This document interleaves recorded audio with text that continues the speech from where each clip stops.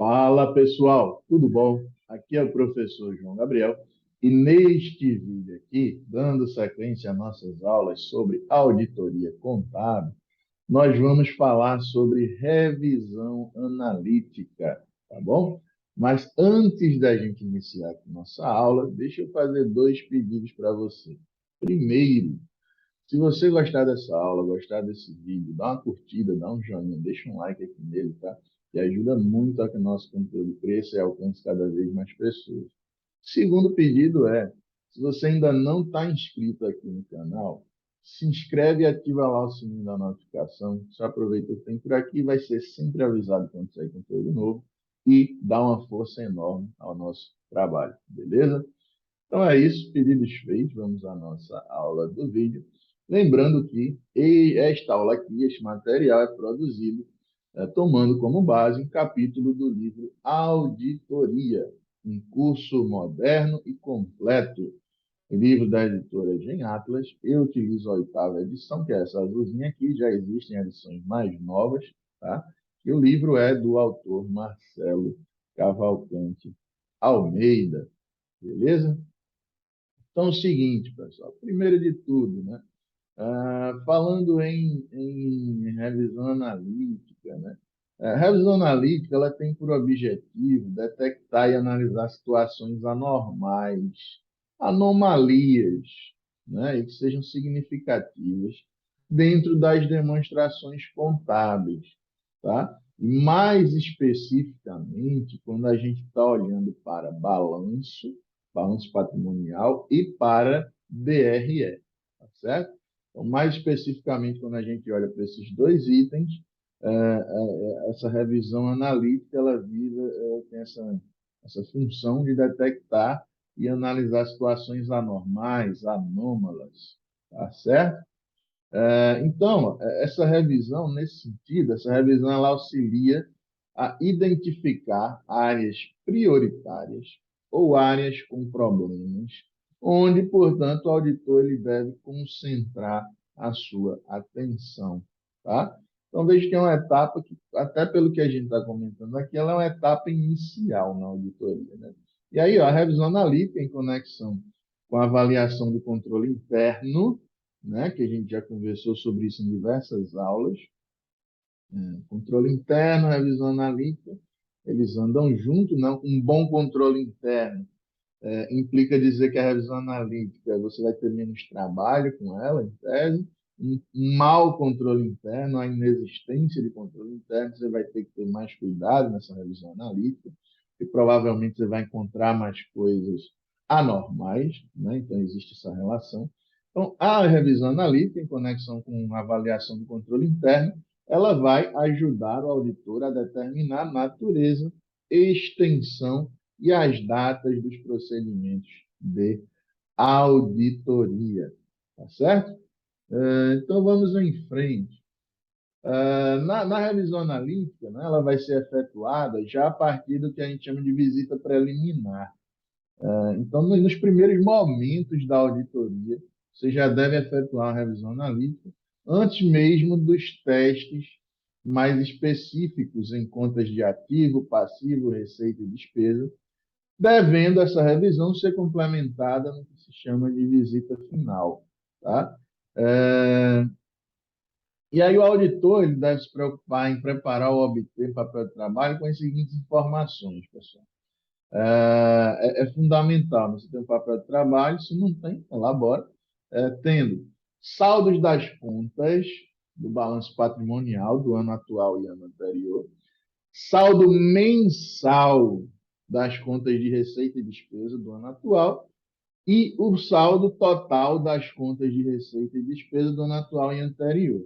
E aí, o que é que, com isso em mãos, o que é que o auditor faz? Ele deve conferir a soma desses papéis de trabalho e suas informações com razão geral e os papéis de trabalho do ano anterior.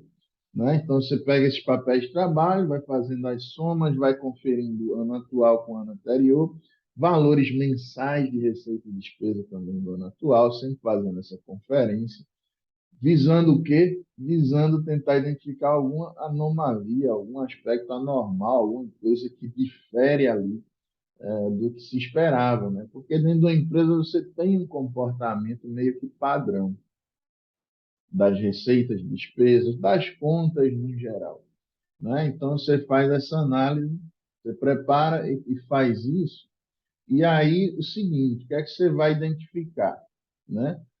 Primeiro, aqui separei em duas partes, né, para a gente comentar, que é primeiro identificar e analisar situações anormais.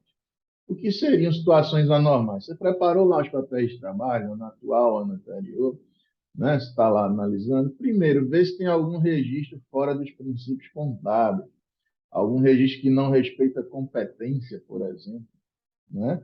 Isso é um problema. Verificar se houve alguma mudança na aplicação de algum princípio contábil, se há alguma inconsistência. Por exemplo, eu analisava o estoque pelo PEPs, eu mudei para a média, então houve uma mudança ali na aplicação, né, de um critério, tá? Então há uma inconsistência. Ou ainda a existência de erro propriamente dito, né? Ou demais irregularidades, tá? Mas aí você vai olhando as contas, você vai vendo as movimentações e aí vale a experiência do auditor, né? Quanto mais experiente o auditor é, né, mais treinado ele está, né? Ele tem os olhos treinados para já ir identificando essas anomalias, mas você vai em busca disso, né? Você vai ver se tem algum registro que não respeita o princípio contábil, se houve alguma mudança, se há alguma inconsistência em políticas contábeis, se há algum erro propriamente dito, né? Alguma irregularidade, enfim. E ajuda muito na revisão analítica estabelecer esse interrelacionamento entre algumas transações. Como, por exemplo, e aqui, ó, aqui a gente tem listado várias, né? Várias, não são todas, mas assim, para a gente entender bem o que é que vale a pena eu olhar com uma visão interrelacionada. Vendas e contas a receber, né? Tem que ter uma relação entre as vendas e contas a receber. Compras e fornecedores, precisa haver uma relação entre as compras e fornecedores. Custo da venda e estoque, tem que haver uma relação. Despesa financeira, empréstimo a pagar, se relaciona. Imposto sobre a venda e venda tem que se relacionar. Custo da venda e venda tem que se relacionar. Despesa com venda e venda tem que se relacionar. Salários com os encargos sobre salário, né, INSS e FGTS, tem que se relacionar. Imposto sobre o lucro e resultado antes desse imposto sobre o lucro, tem que haver uma relação também, né? Então, quando eu estiver fazendo essa revisão analítica, fazer essa relação, né, entre contas. Tem que casar ali os salários com os encargos sobre salário, não tem para onde. Então, tem diversas contas ali que elas se relacionam. E tem que haver uma coerência entre os lançamentos e os valores envolvidos entre essas contas, tá? E aí encontrou qualquer irregularidade, erro, problema em princípio contábil não atendido, qualquer anomalia, já é um ponto a se observar para ser tratado com maior profundidade numa próxima etapa da auditoria, tá? Mas aí você já fica atento já nessa revisão analítica sobre esses pontos, sobre essas questões, ok?